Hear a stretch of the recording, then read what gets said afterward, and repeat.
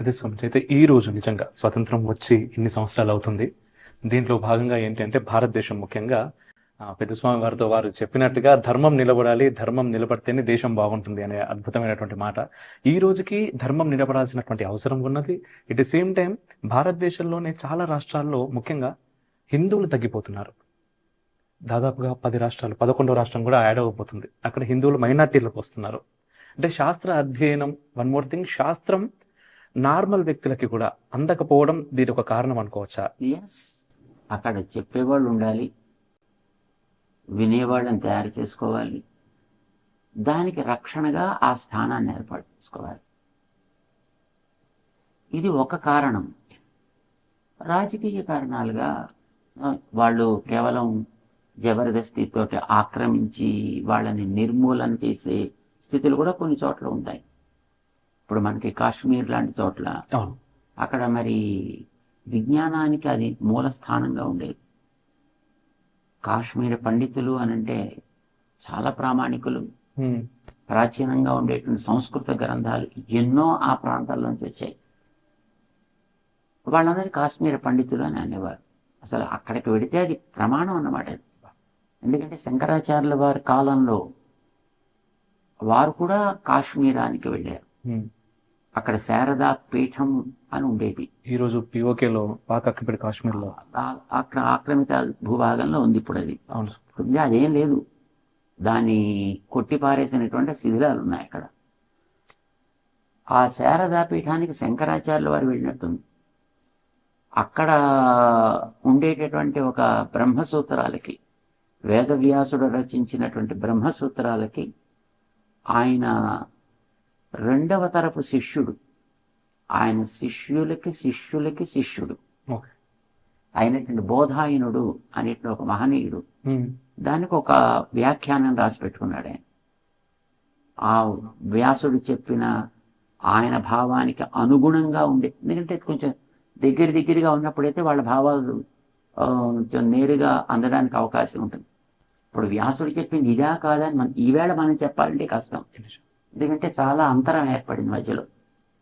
కానీ ఆయనకి జస్ట్ 2 తరాలే కనుక అంత డిస్టార్ట్ అయ్యేటువంటి అవకాశం అప్పటికి ఉండదు. దానికి తగ్గట్టుగా ఆయన ఒక వృత్తి గ్రంథం రాశాడు. ఆయన బోధాయన వృత్తి అనే పేరు దానికి. బ్రహ్మసూత్రాలకి వేదవ్యాసుల యొక్క హృదయం దాంట్లో మనకి చక్కగా తెలుస్తుంది కనుక దాన్ని సాధించాలి అని రామానుజుల వారు కూడా తర్వాత అక్కడికి వెళ్ళినట్టుంది. అంటే అప్పటికి అది చాలా పెద్ద గ్రంథాలయం.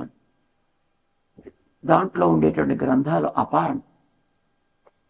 దాన్ని నేర్చినటువంటి విద్వాంసులు కూడా అక్కడ ఉంటాయి. మరి ఈవేళ చూస్తే అక్కడ సున్నా, ఏమీ లేదు అక్కడ. అంతా మొత్తం నాశనం అయిపోయింది. వారందరూ కూడా మృత్యువుల పాలయ్యారు, అంతా హననానికి గురయ్యారు. వాళ్ళంతా రకరకాల కష్టాలకు లోనయ్యారు. వాళ్ళు ఉండే కొద్ది మంది కూడా అక్కడి నుంచి మైగ్రేట్ అయ్యే తర్వాత ఢిల్లీకి వచ్చేసారు. వాళ్ళని పట్టించుకునే నాదుడు లేక అన్ని వైపులకి మొత్తం చెదిరిపోయారు. తర్వాత ఇలా అయిపోయింది. అదృష్టం కొద్ది 370 పోయిన తర్వాత ఇప్పుడు మళ్ళీ కాస్త దానికి పూర్వస్థితిని కలిగించే ఆలోచన ఏర్పడింది. ఆలోచన వరకు వచ్చింది. ఇప్పుడు ప్రయత్నం ఇంకా చాలా జరగాల్సింది. అంటే అంత విజ్ఞాన భాండాగారం లాగా ఉండేటటువంటి స్థానం కూడా రాజకీయ కారణాల చేత, ఆక్రమణల యొక్క ప్రభావం చేత శూన్యమైపోయింది. అంచేత కొన్ని చోట్ల అట్లాగా అవడానికి అవకాశం ఉంది. అది పండితుల లోపం వల్ల అని అనడానికి, ఆ పండితులకే ప్రాణాలకి హాని ఏర్పడ్డప్పుడు, అంటే అలాంటి పరిస్థితులు ఏర్పడ్డప్పుడు అక్కడ ఒక శూన్యత ఏర్పడడానికి అవకాశం ఉంటుంది. అయితే నిజం స్వామీజీ. అండ్ మరొకటి, ఇంతకుముందు మీరు అన్నారు అంటే వేదాంత శాస్త్రం అధ్యయనం చేశారు అని. అయితే ఫిలాసఫీ అంటూ ఉంటాం. ఈరోజు ఒక్కసారి మనం గూగుల్ చేస్తే who is the founder of philosophy or father of philosophy అంటే మనకు అరిస్టాటిల్ పేరు వస్తుంది స్వామీజీ ఫస్ట్. ఆ తర్వాత ఇంకొంచెం రీసెర్చ్ చేసి కొంత ఓపికతో లోపలికి వెళ్తే ఇంకొంతమంది సైంటిస్టుల పేరు వస్తుంది. ఇంకొంచెం వెళ్తే ఆ సైంటిస్టులు భగవద్గీతలో ఎప్పుడో శ్రీకృష్ణ పరమాత్ముడు చెప్పాడు అని, అది మేము చదివాము అనేది వస్తుంది. ఇప్పుడు అంత ఓపిక ఎవరికి లేదు స్వామీజీ. అయితే ఈ వేదాంత శాస్త్రం ఇంతకుముందు ఏంటంటే గురుకుల వ్యవస్థలో విద్యార్థులకు అందరికీ నేర్పేవారు అని నేను విన్నాను. ఈరోజు అది అసలు అకాడమిక్ ఎడ్యుకేషన్లో ఎక్కడ లేదు స్వామీజీ. అండ్ ఆత్మహత్యలు విపరీతంగా పెరిగిపోతున్నాయి. ఎవరైతే పసిపిల్లలు వారి జీవితం కోసం ఆ చదువు దగ్గరే జీవితం ముగిసిపోతుంది.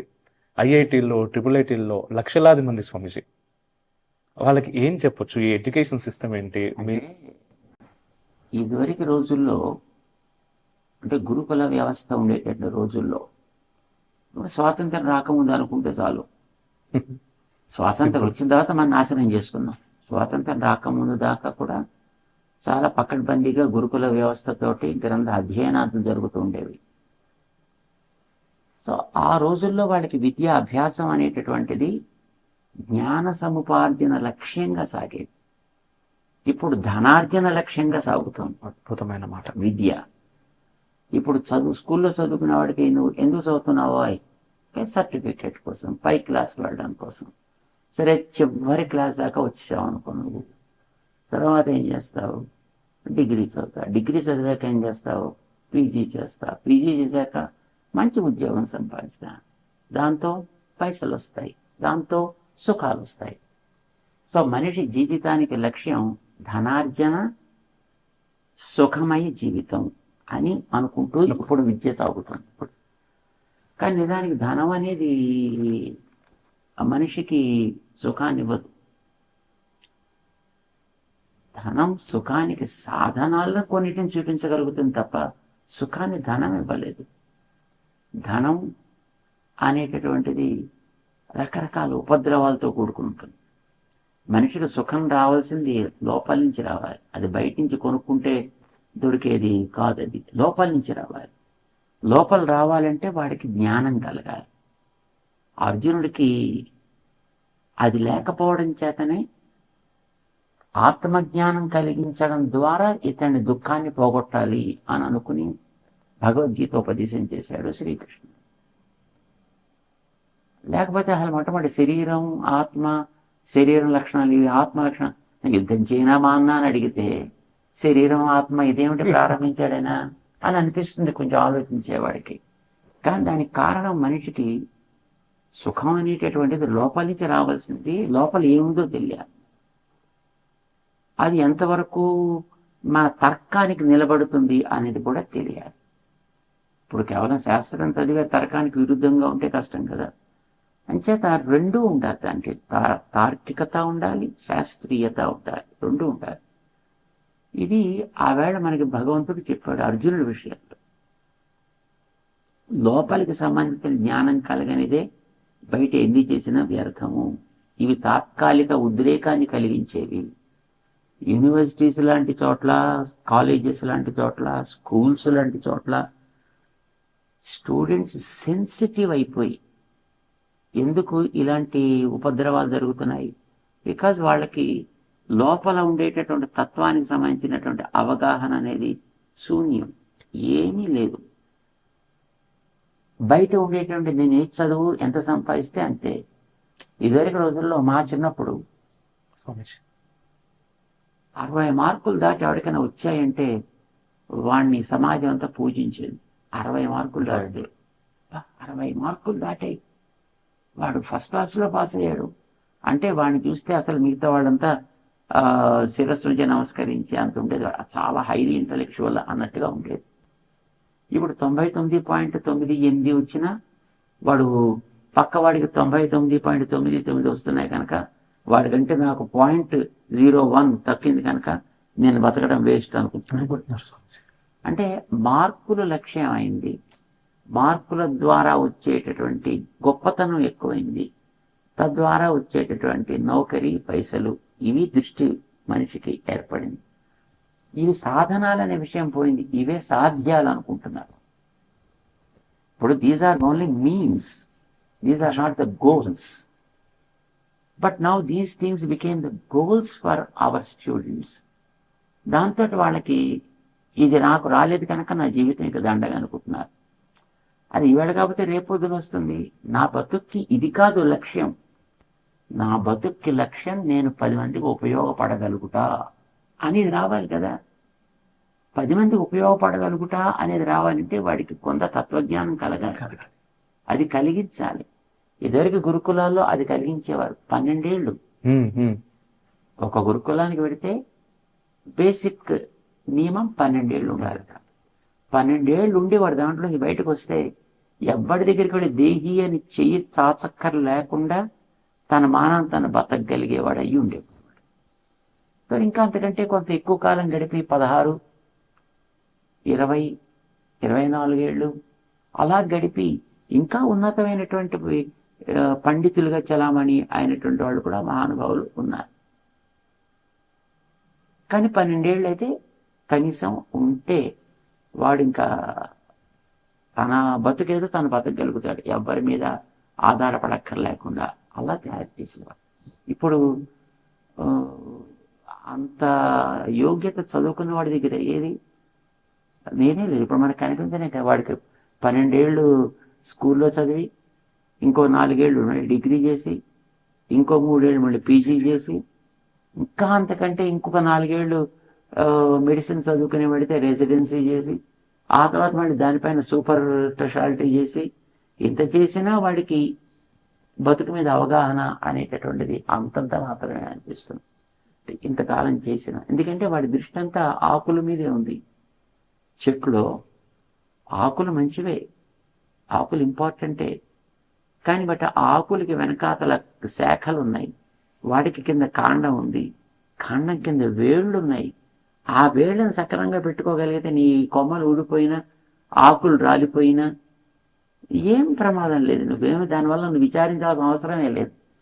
ఇప్పుడు మనకి ఈ ఋతువు, ఇప్పుడు హేమంత ఋతువు వచ్చింది, దాని తర్వాత శిశిర ఋతువు వస్తుంది. వచ్చిందంటే మనకి బై మిడ్ మార్చ్ మొత్తం ఆకులన్నీ రాలిపోతాయి చెట్ల నుంచి, సహజమైన చెట్ల నుంచి, కృత్రిమ చెట్ల నుంచి కాదు. ఆకులన్నీ రాలిపోయిన తర్వాత అవన్నీ ఎండిపోయినటువంటి మోడుల్లో ఉంటాయి. కానీ మళ్ళీ వసంతం వచ్చేటప్పటికి మళ్ళీ నవనవలాడుతూ మళ్ళీ చిగురిస్తాయి, మళ్ళీ నిండుతనాన్ని సంపాదిస్తాయి. ఎండిపోయినట్టు కనిపించింది కదా నా కొమ్మని విరిచేస్తామనంటే వాడు మూర్ఖుడు అంటాం. కానీ అది బాగా రావడానికి కోసం ఆ కొమ్మను పట్టుకుపోకలాడక్కర్లే, వేరుని జాగ్రత్తగా చూసుకో. ఆ వేరు అనేటటువంటిది మనకు కావాల్సిన తత్వజ్ఞానం. ఇది ఉంటే ఆటోమేటిక్గా వాడికి 99 వచ్చినా, 101 వచ్చినా, లేదు 60 వచ్చినా, లేదా 40 వచ్చినా వాడేం చదరడు కూడా. ఎందుకంటే వాడి లక్ష్యం వైపు వాడు సాగుతున్నంత వరకు కూడా ఇవన్నీ సెకండరీ అనే దృష్టి వాడికి ఏర్పడగలుగుతుంది. ఇప్పుడు మన ప్రోత్సాహం అంతా మొత్తం ఈ ఆకుల సంరక్షణ మీదే ఉంది.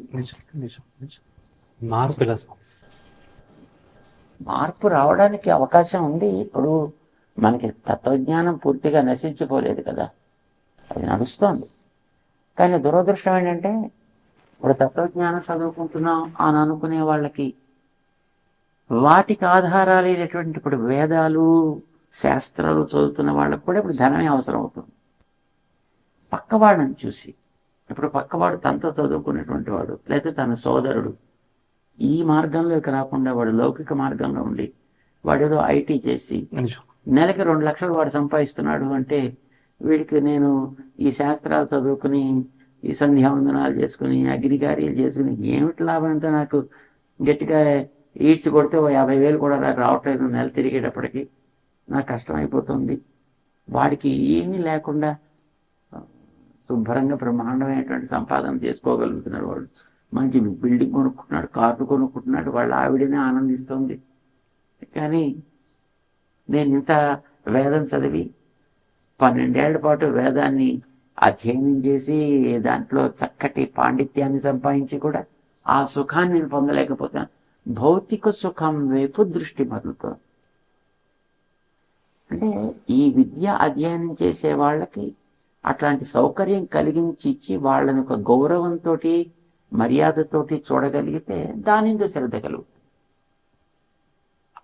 ఇప్పుడు వేదం మంచిది, వేదం మాకు కావాలి అంటారు, కానీ వేదం చదువుకున్న వాడిని చూడరు. వాడి మీద దృష్టి ఉండదు. వాడిని చేసి రావయా పోయా పంతులు అని అంటారు. సో సమాజానికి ఉండాల్సినటువంటి దృక్పథాన్ని మనం మార్చడం వల్ల వచ్చిన ప్రమాదం ఇది.